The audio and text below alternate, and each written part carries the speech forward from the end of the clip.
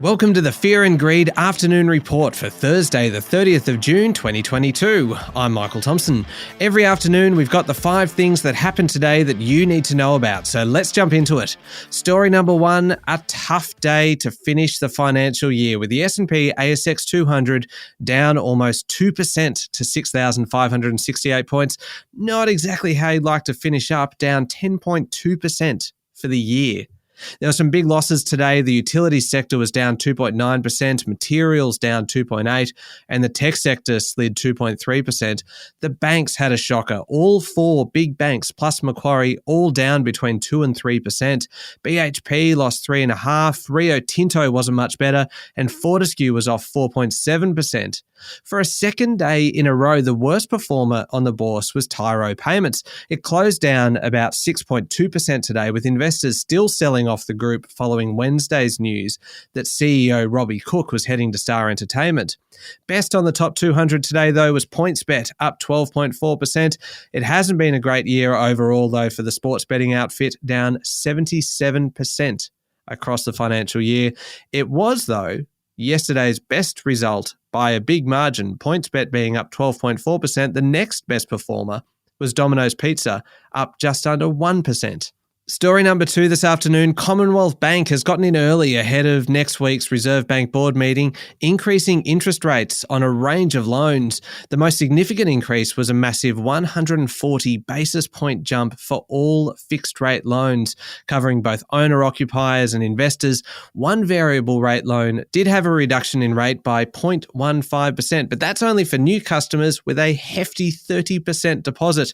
Good to see, though, that Rate City is reporting both CBA and ANZ will lift the interest rates on certain savings accounts by 25 to 30 basis points. Story number 3, how is this for an incredible statistic? There's now 1.1 unemployed people in Australia for every job vacancy. That's compared with 3 times as many people before the start of the pandemic. The job vacancy data from the Bureau of Statistics shows just how tough it is for businesses to find staff at the moment. There were 480,000 job vacancies in May. 58,000 were added since February. 1 in 4 businesses say they had at least 1 vacancy to fill, compared to just 1 in 10 in February 2020. The biggest surge in vacancies came from retailers. Story number 4, you can trust a TV network to produce a good drama, and this one is playing out in the courtroom.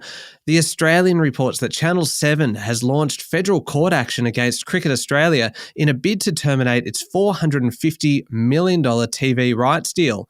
They are big numbers. 7 has apparently filed proceedings in the federal court alleging repeated breaches of its 6-year rights contract to broadcast Test cricket and the Big Bash League.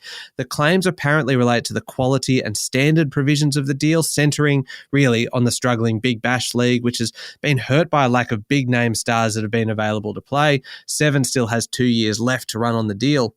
And finally, story number 5, it's a little bit hard to know what to make of the situation involving former US President Donald Trump this week. We heard yesterday about the former White House aide who testified to the congressional inquiry into the January 6th attack on the Capitol. She told the panel that President Trump had demanded he be taken back to the Capitol and had lunged at a Secret Service agent who insisted he go back to the White House instead.